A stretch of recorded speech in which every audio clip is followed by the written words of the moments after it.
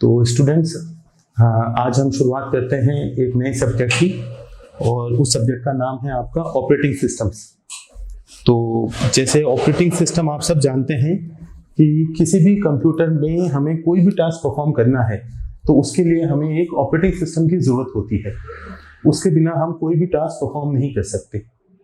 Operating system जो होता है, जिसे हम पूरे इस करिकुलम में, इस सिलेबस में हम ओएस भी कहेंगे। तो जो ओएस है आपका, वो जो है सारे एप्लीकेशंस के लिए एक प्लेटफॉर्म की तरह वर्क करता है, मतलब एक नींव की तरह वर्क करता है। और उस प्लेटफॉर्म पे या उस नींव पर हम दूसरे प्रोग्राम या प्रोसेस को एग्जीक्यूट करते हैं, उसे रन करते हैं। ठीक है, सपोज करिए कि आपको कोई गेम खेलना है अपने मोबाइल में, या फिर आपको अपने मोबाइल में या अपने कंप्यूटर पे कोई इंटरनेट चलाना है। तो चाहे गेम हो आपका, या इंटरनेट के लिए आप कोई ब्राउजर यूज करते हैं, जैसे आपने भी किया होगा, मोजिला फायरफॉक्स हो गया, क्रोम हो गया। तो इन ब्राउजर्स के लिए भी आपको किस चीज की जरूरत पड़ती है? एक ऑपरेटिंग सिस्टम की। आपको कुछ मैटर टाइप करना है तो उसके लिए आपको MS ऑफिस की जरूरत पड़ती है, नोटपैड की जरूरत पड़ती है। तो ये सारी एप्लीकेशंस कहलाती हैं। इन एप्लीकेशंस को रन होने के लिए भी आपको एक OS की जरूरत पड़ती है। OS के बिना हम कोई भी टास्क परफॉर्म नहीं कर सकते, ना तो आपके मोबाइल में और ना ही किसी कंप्यूटर सिस्टम पे। सबसे बेसिक काम जो इसका है, या हम इसको अगर परिभाषित करने की कोशिश करें, डिफाइन करने की कोशिश करें किसी ऑपरेटिंग सिस्टम को, तो वो एक इंटरफेस की तरह वर्क करता है किन दो चीजों के बीच में। क्योंकि इंटरफेस जो है वो हमेशा आपका किन्हीं दो वस्तुओं के या दो एंटिटीज के बीच में वर्क करता है। तो जो ऑपरेटिंग सिस्टम है आपका, वो यूजर और हार्डवेयर के बीच में आपके इंटरफेस की तरह वर्क करता है। इंटरफेस का मतलब है कि मेरी भाषा जो है वो हार्डवेयर नहीं समझ सकता है एज ए यूजर, ना आपकी भाषा ना मेरी भाषा। मैं डायरेक्टली कंप्यूटर को ये नहीं कह सकता, या हार्डवेयर में आप चाहे रैम ले लें या CPU ले लें, जो आपके किसी भी कंप्यूटर का बहुत ही इंपॉर्टेंट पार्ट है, इंटीग्रल पार्ट है। तो उन दोनों के लिए हमें, सपोज करिए कि किसी को भी मैं कहता हूं रैम को कि अब आप 4 GB रैम या 2 GB रैम किसी एक प्रोसेस को अलोकेट कर लीजिए। आपको अपने कंप्यूटर पे कोई मूवी वॉच करनी है तो उसके लिए आपको कुछ मेमोरी की जरूरत पड़ेगी। तो वो मेमोरी मैं कैसे अलोकेट करूं? उसे कितनी मेमोरी चाहिए, कितनी देर के लिए चाहिए? CPU है तो हम अपने मोबाइल पे गेम खेल रहे हैं, उसी समय हमें याद आता है कि किसी को कॉल करना है, तो गेम को बंद करके हम कॉल करना चालू कर देते हैं। तो कॉलिंग हम जब करते हैं तो वो, अब कॉल वाला जो सॉफ्टवेयर है उसे आपको प्रोसेसर की जरूरत पड़ती है। तो किसे रोकना है प्रोसेस को, किस प्रोसेस को एग्जीक्यूट करना है, ये सब भी आपका ऑपरेटिंग सिस्टम का ही काम है। आगे हम देखेंगे कि इसके क्या क्या टास्क परफॉर्म करता है ये कोई भी ऑपरेटिंग सिस्टम। ठीक है, जेनरिक ऑपरेटिंग सिस्टम कोई भी।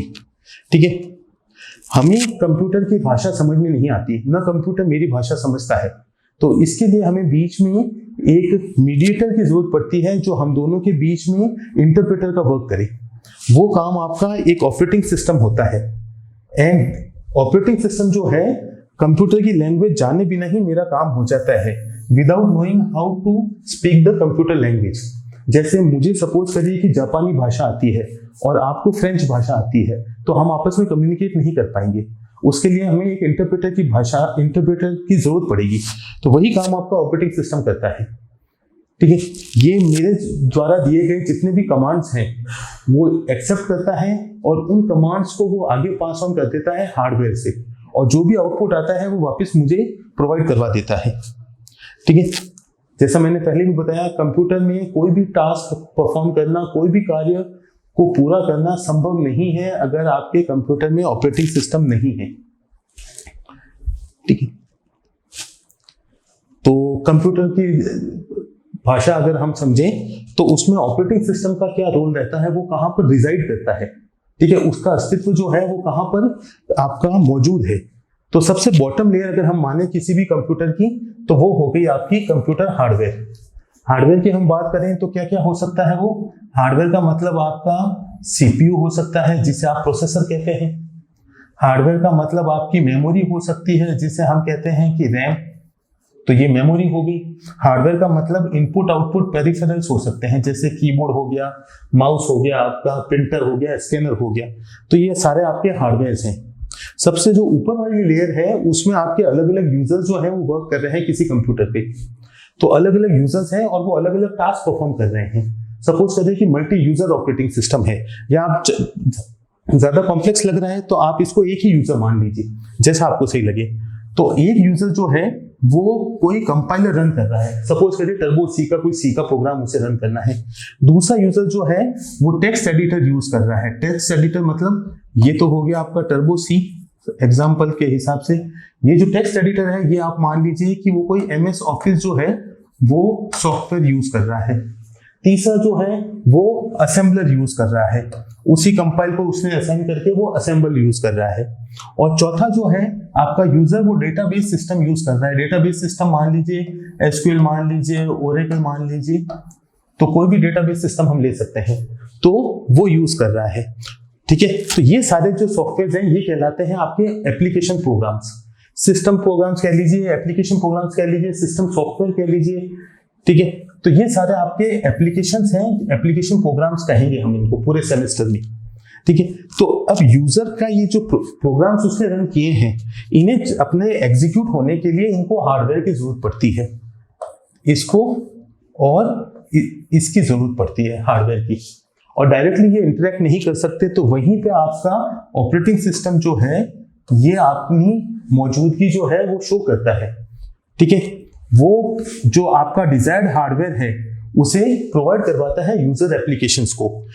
टर्बो सी को कितनी मेमोरी चाहिए, ये ऑपरेटिंग सिस्टम जो है वो यहां से उसको मेमोरी प्रोवाइड करवाता है।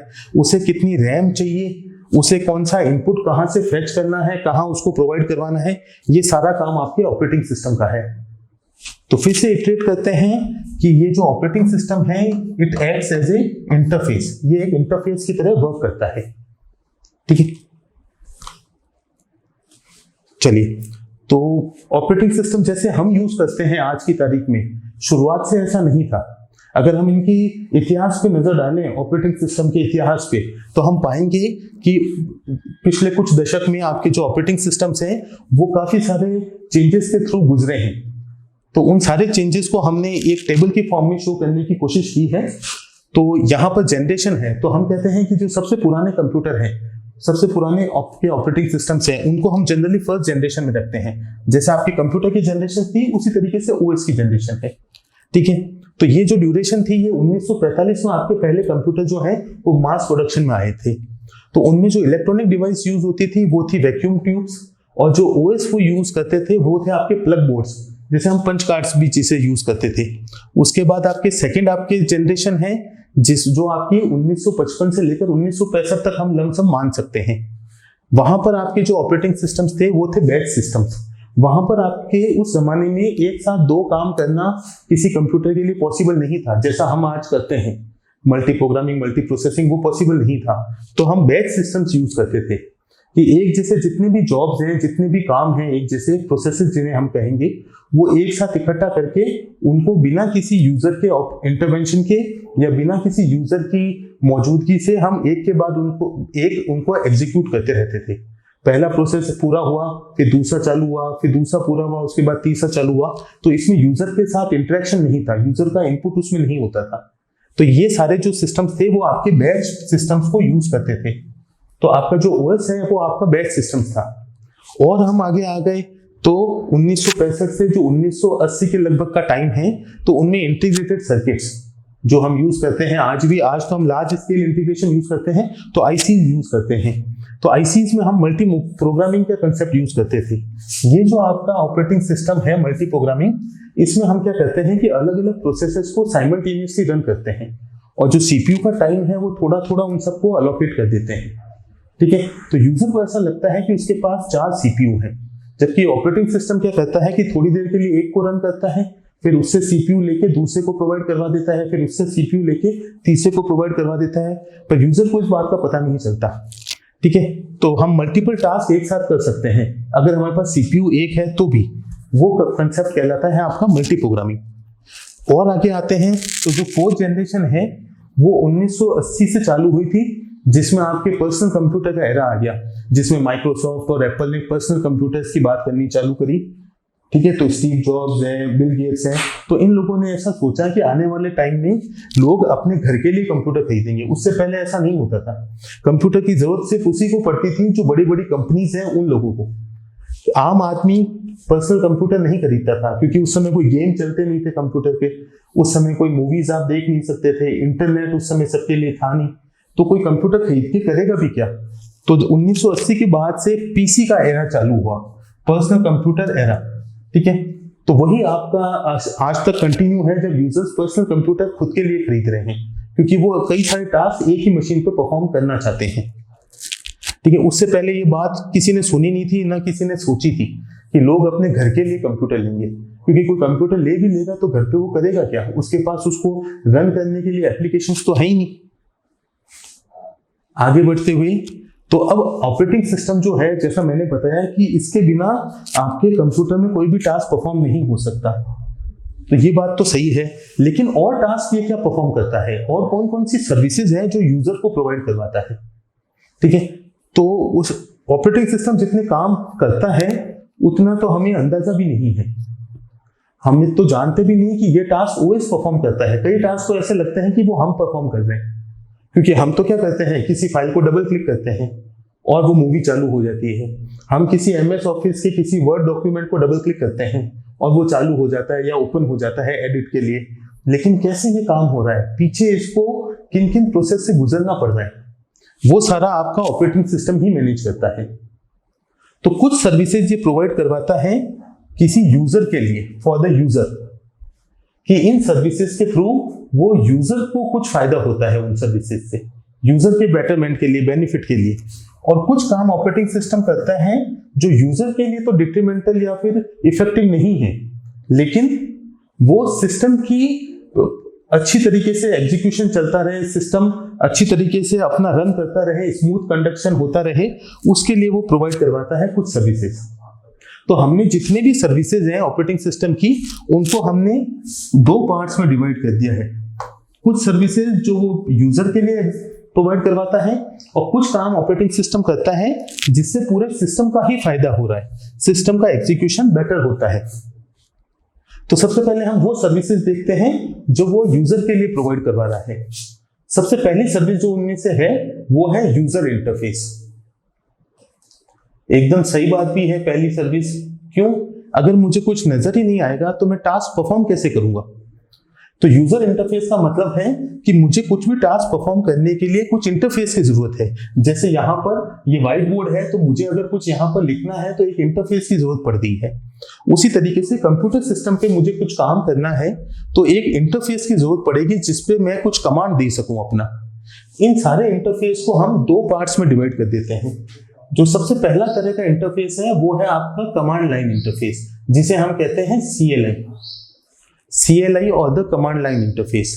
जैसे आपने MS DOS में देखा है, DOS प्रॉम्प्ट यूज किया है, तो कमांड प्रॉम्प्ट पे आप जाइए, अपने विंडोज में जो स्टार्ट मेन्यू है वहां पे आप टाइप करिए CMD, तो कमांड प्रॉम्प्ट में आप चले जाते हैं। वहां पर आप जो भी कमांड टाइप करेंगे वो एग्जीक्यूट हो जाता है। ठीक है, उसमें माउस का और पॉइंटिंग का या फिर मेन्यू ड्रिवन वो नहीं है। तो वो जो कमांड इंटरफेस कहलाता है वो है आपका CLI, जिसमें हम कमांड्स के थ्रू कोई भी टास्क परफॉर्म करते हैं। दूसरी तरफ आपके जो मशीन्स हैं उनमें एक दूसरा इंटरफेस है आपका ग्राफिकल यूजर इंटरफेस और the GUI। Graphical user interface आपका क्या करता है, मेन्यू ड्रिवन होता है, जिसमें हम मेन्यूज हैं, जैसे आप भी यूज करते हैं। तो किसी कंप्यूटर को आपने लॉगिन किया, उसके बाद आपने माय कंप्यूटर पे ओपन किया, तो लेफ्ट हैंड साइड में सबसे ऊपर आपके ऑप्शन आएगा फाइल, व्यू, एडिट, ठीक है, इंसर्ट, जो भी आप करना चाहें। फिर फाइल पे क्लिक करता हूं तो अलग अलग ऑप्शन आते हैं, save, copy, save as, close. तो ये कई सारे ऑप्शंस वहां पर आपके पास अवेलेबल है। तो ये जो इंटरफेस है ये मेन्यू ड्रिवन है, जिनमें हम पॉइंटिंग डिवाइस यूज करते हैं। पॉइंटिंग डिवाइस का मतलब हो गया माउस, जिसमें हम इनपुट्स जो हैं वो किसी पॉइंटिंग डिवाइस के थ्रू दे सकते हैं या फिर कीबोर्ड के थ्रू भी दे सकते हैं। तो ये मेन्यूज आपके हैं, ड्रॉप डाउन मेन्यूज हो गया या कोई भी दूसरे तरह का मेन्यू हो गया। ये सारा इंटरफेस आपका GUI इंटरफेस कहलाता है, ग्राफिकल यूजर इंटरफेस, जिसे हम तो इसी से वाकिफ हैं, क्योंकि कमांड लाइन इंटरफेस तो हम यूज ही नहीं करते हैं। क्योंकि ये सहूलियत हमें ज्यादा इसमें लगती है इसके मुकाबले। तो हम तो जानते हैं एक तरह के इंटरफेस है, पर ऑपरेटिंग सिस्टम दो तरह के इंटरफेस प्रोवाइड करवाता है, कुछ तो तीन भी यूज करवाता है, बैच इंटरफेस भी। ठीक है, तो ये इंटरफेस जो है वो पॉइंटिंग डिवाइस के थ्रू हम यूज कर सकते हैं। तो ये सबसे पहली सर्विस है जो ऑपरेटिंग सिस्टम प्रोवाइड करवाता है। आगे बढ़ा जाए तो दूसरी तरह की सर्विस जो ओएस प्रोवाइड करवाता है वो है आपके प्रोग्राम एग्जीक्यूशन को।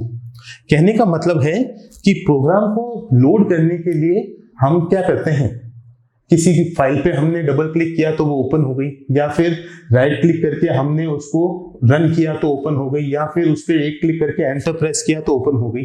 पर बैकग्राउंड में क्या हो रहा है, कौन से प्रोसेस को मेमोरी लोड करनी है, उसको सीपीयू प्रोवाइड करवाना है, उसे कौन कौन से रिसोर्सेज देने हैं, ये सारा टास्क आपका किसका है, ऑपरेटिंग सिस्टम का।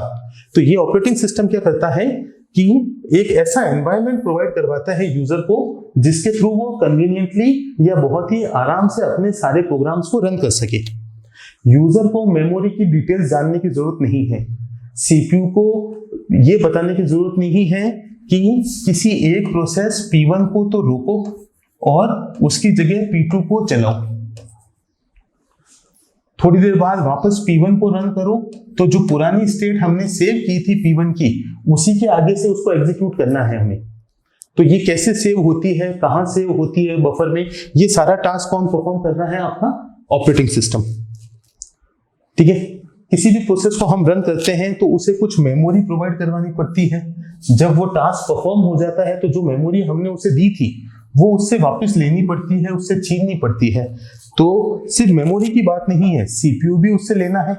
अगर हम दो प्रोसेस साइमल्टेनियसली या एक साथ रन कर रहे हैं तो ये सारा काम कौन करता है, ऑपरेटिंग सिस्टम। ठीक है, हमें लगता है कि ये सारा टास्क हम परफॉर्म कर रहे हैं, पर हम तो सिर्फ उसको कमांड देते हैं, एक्चुअल में वो टास्क कौन परफॉर्म कर रहा है, आपका ऑपरेटिंग सिस्टम। तीसरी तरह की जो सर्विस है वो है आपका इनपुट आउटपुट ऑपरेशंस। तो ये तो हम जानते हैं कि कोई भी प्रोसेस अगर एग्जीक्यूट करना है तो उसे कुछ इनपुट प्रोवाइड करवाना रहता है, और जब वो रन होता है तो उसे वो आउटपुट चाहिए। चाहे दो नंबर को जोड़ने का प्रोग्राम बनाया हो या कोई बहुत ही हैवी हमने कोई गेम डिजाइन किया है, तो जैसे गेम में भी इनपुट देना पड़ता है, यूजर की कमांड्स हैं, आगे बढ़ने के लिए लेफ्ट वाला एरो, पीछे जाने के लिए राइट वाला एरो। तो इस तरीके से दो नंबर को जोड़ने का प्रोग्राम है तो वो दोनों नंबर उसे प्रोवाइड करवाओ, तो ये इनपुट हो गया, और दोनों को जोड़ने के बाद उनका जो सम है वो आपको डिस्प्ले करवाना है यूजर को, तो वो उसका आउटपुट हो गया। तो हर प्रोग्राम को कुछ इनपुट चाहिए होता है और वो प्रोग्राम आउटपुट प्रोवाइड करता है। वो इनपुट कहां से फेच करना है ये ऑपरेटिंग सिस्टम डिसाइड करता है। ठीक है, और उसकी जो डिटेल्स है वो यूजर को बताता नहीं है, क्योंकि यूजर को जानने की जरूरत भी नहीं। यूजर को क्या नजर आता है कि इनपुट मिला है और आउटपुट उसको प्रोवाइड करवा दिया गया, मतलब कि उस एप्लीकेशन को, उस प्रोसेस को, उस प्रोग्राम को इनपुट दिया और उस प्रोग्राम ने आउटपुट प्रोवाइड करवा दिया। जो डिटेल्स हैं उसके पीछे की वो यूजर को नहीं बताई जाती। तो यूजर को सिर्फ क्या लगता है कि किसी भी इंसान को क्या लगता है कि आईओ परफॉर्म तो हो गया, लेकिन ये हुआ कैसे। तो ये टास्क जो है वो कौन परफॉर्म कर रहा है, आपका ऑपरेटिंग सिस्टम। आगे बढ़े, अगला जो टास्क है जो कोई ओएस आपका परफॉर्म करता है वो है आपका फाइल सिस्टम को मैनिपुलेट करने का या फिर मैनेज करने का। ठीक है, आपकी हार्ड डिस्क हो गई, वो आपकी फाइल सिस्टम है। सपोज करिए कि रिमूवेबल स्टोरेज यूज किया, मतलब पेन ड्राइव आप यूज करते हैं, एक्सटर्नल हार्ड डिस्क यूज करते हैं, आप मेमोरी कार्ड भी यूज करते हैं, तो इन पे आपकी फाइल्स जो सारी स्टोर्ड हैं वो आपका फाइल सिस्टम को मैनिपुलेट या मैनेज कौन करता है, एक ऑपरेटिंग सिस्टम। तो किसी भी प्रोसेस का जो आउटपुट है वो कहीं ना कहीं सेव करना है फाइल्स में, तो वो सेव कैसे होता है, वो ओएस आपका परफॉर्म करता है बैक एंड पे। ठीक है, यूजर को ये सब नजर नहीं आता, उसे कुछ इनपुट लेना होता है वो टास्क परफॉर्म करने के लिए, वो भी किसी फाइल से लेना है। ठीक है, तो वो कैसे आपको प्रोवाइड होता है वो भी आपका ऑपरेटिंग सिस्टम डिसाइड करता है।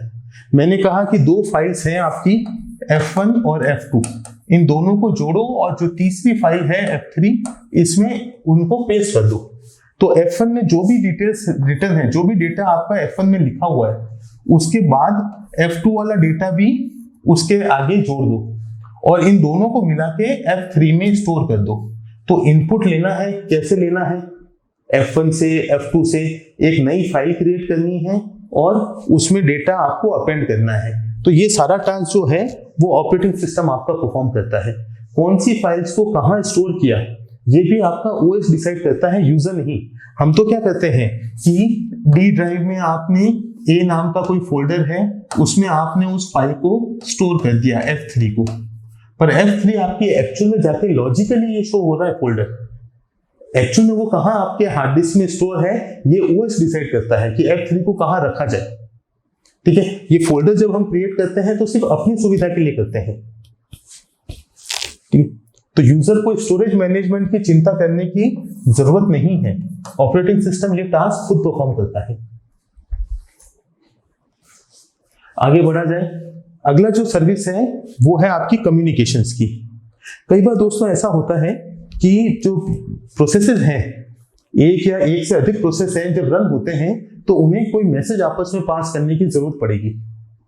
ऐसा कब हो सकता है जब एक प्रोसेस का आउटपुट दूसरे प्रोसेस के इनपुट हो जाए।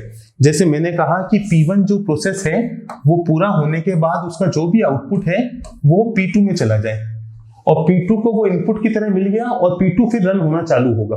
तो इन दोनों को आपस में कुछ तालमेल बिठाने की जरूरत होगी कि P1 खत्म होने के बाद ही ये चालू हो। तो ये कम्युनिकेशन की इनमें जरूरत पड़ती है। या ये भी हो सकता है कि P1 प्रोसेस आपका एक कंप्यूटर पर है और P2 प्रोसेस आपका दूसरे कंप्यूटर पे है और ये आपस में कुछ सिंक्रोनाइजेशन करना चाहते हैं, आपस में कुछ तालमेल बिठाना चाहते हैं। तो उसके लिए इनके किस चीज की जरूरत पड़ेगी, कम्युनिकेशन की। तो ये कैसे पॉसिबल होता है, ये भी ओएस के थ्रू ही है आपका। तो ऑपरेटिंग सिस्टम आपका क्या करता है कि ये एक ऐसी सर्विस प्रोवाइड करवाता है यूजर को जिसके थ्रू यूजर जो है वो मैसेज कैसे पास होते हैं एक कंप्यूटर से दूसरे कंप्यूटर पे या फिर एक प्रोसेस से दूसरे प्रोसेस पे, उसकी चिंता करने की जरूरत यूजर को नहीं है। ऑपरेटिंग सिस्टम वो हैंडल कर लेता है कि दोनों प्रोसेस के बीच में मैसेज का कम्युनिकेशन कैसे होगा।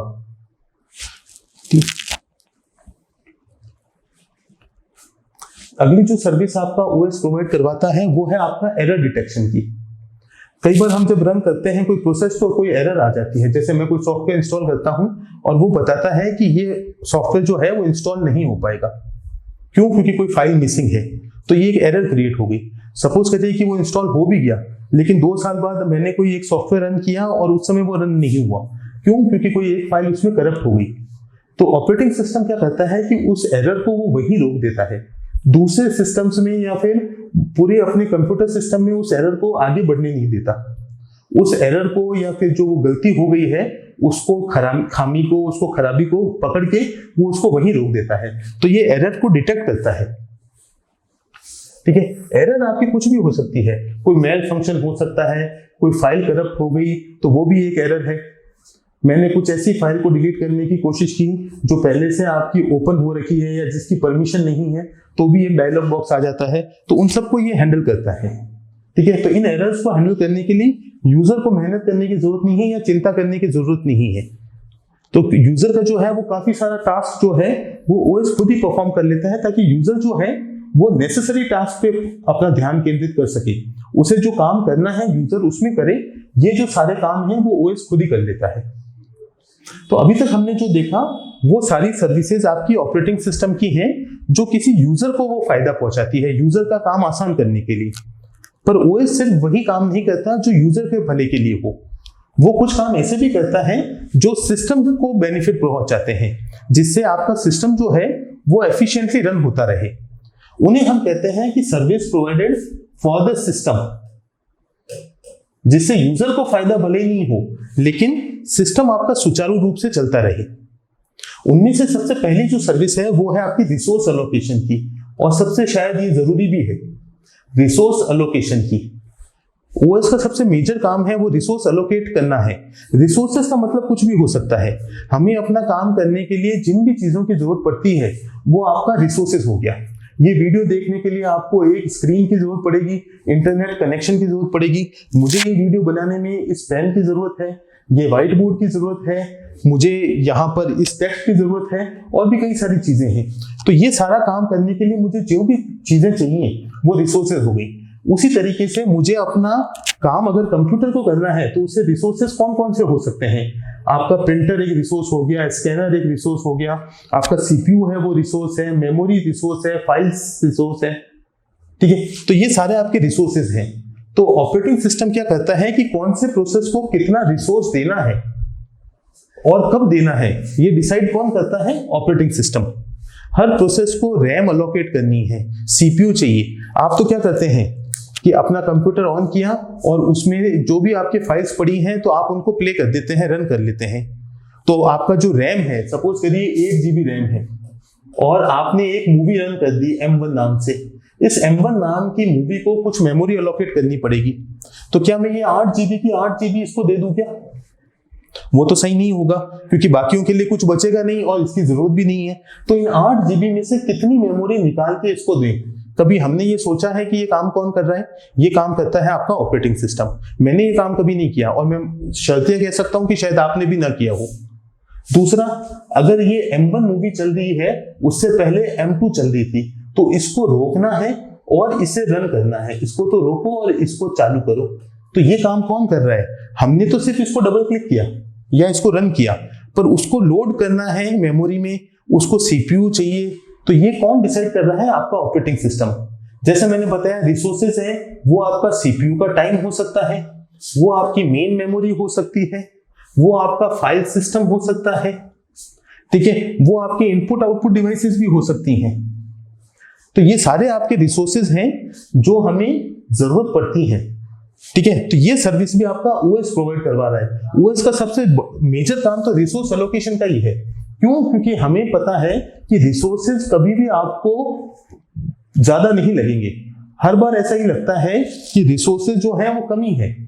आज मैंने थोड़े दिन पहले ही 6 GB रैम का एक फोन खरीदा था। मुझे लगा कि अब मेरी सारी चिंताएं खत्म हो गई, क्योंकि ये बहुत ज्यादा मेमोरी है और मुझे इससे ज्यादा नहीं लगेगा। पर थोड़े दिन बाद ही मुझे लगता है कि 8 GB रैम होती तो और अच्छा होता। पर 8 GB वाले भी खुश हैं क्या? बिल्कुल नहीं। क्यों? क्योंकि उनको क्या लगता है कि मेरे पास अगर 10 GB रैम होती तो कितना अच्छा होता। तो रिसोर्सेज तो हमेशा कम ही रहेंगे। मेरे पास 2 कोर का सीपीयू था, कोर 2 Duo, ठीक है। मुझे लगता था कि 4 कोर का हो तो बहुत अच्छा होगा, ठीक है। तो वो अगर 4 कोर्स हो उसमें तो बहुत अच्छा होता। पर 4 वालों को लगता है, या 4 के बाद मुझे लगा कि वो ऑक्टा कोर होता या डेका कोर होता तो और भी अच्छा होता। तो रिसोर्सेज तो हमेशा कम ही लगेंगे। उन रिसोर्सेज को कैसे मैनेज करना है, ये ओएस का काम है। और इनफैक्ट सबसे जरूरी काम ये यही परफॉर्म करता है कि वो रिसोर्स अलोकेट करता है, ठीक है। दूसरी सर्विस जो वो यूजर के लिए नहीं करती और सिस्टम के लिए परफॉर्म करता है, वो है अकाउंटिंग की। तो जिस तरीके से कोई आपका सीए है वो अकाउंटिंग का काम करता है, तो ऑपरेटिंग सिस्टम भी आपको अकाउंटिंग की सर्विसेज प्रोवाइड करवाता है। क्यों? क्योंकि एक ही सिस्टम पे आपके 3 या 4 यूजर अगर वर्क कर रहे हैं, तो कौन से यूजर ने कितनी मेमोरी खर्च करी, कितनी सीपीयू को यूज किया, कितनी फाइल सिस्टम्स को यूज किया, प्रिंट आउट उसने कितने निकाले, तो जितने भी रिसोर्सेज हैं वो हमें डिवाइड करने होते हैं, क्योंकि उनको उस हिसाब से चार्ज करना है। अगर मल्टी यूजर एनवायरनमेंट है तो U1 के नाम का अलग बिल बनेगा, U2 के नाम का अलग बिल बनेगा। तो U1 जो भी सर्विसेज यूज कर रहा है, तो ये अकाउंट्स मेंटेन करके रखता है जैसे कोई क्लर्क करता हो। तो ये सर्विस भी आपका ऑपरेटिंग सिस्टम प्रोवाइड करवाता है। और सबसे आखिर में आपकी जो सर्विस है वो है प्रोटेक्शन और सिक्योरिटी की। प्रोटेक्शन और सिक्योरिटी की, तो आपके सिस्टम को ना तो कोई बाहर से आपका नुकसान पहुंचा पाए, ना सिस्टम के अंदर कोई आपकी नुकसान पहुंचा पाए। ये इंश्योर कौन करता है? आपका ऑपरेटिंग सिस्टम। बाहर से का मतलब है कि मैं नहीं चाहता कि मेरे सिस्टम पे कोई और लॉगिन करे या फिर वायरस उस पे नुकसान पहुंचाए, तो उसको रोकने का काम भी ऑपरेटिंग सिस्टम को है। दूसरी तरफ मैं नहीं चाहता कि कोई मेरे सिस्टम पे फाइल करप्ट हो और वो दूसरी फाइल्स को नुकसान पहुंचाए। तो इंटरनली हम बात करें या एक्सटर्नली बात करें, दोनों ही काम जो है वो ऑपरेटिंग सिस्टम परफॉर्म करता है। सिस्टम को सिक्योर बनाता है और उसको प्रोटेक्ट करता है बाहरी ताकि और अंदर से भेदियों से भी। तो दोस्तों ये थी हमारी ऑपरेटिंग सिस्टम की कुछ सर्विसेज, ठीक है।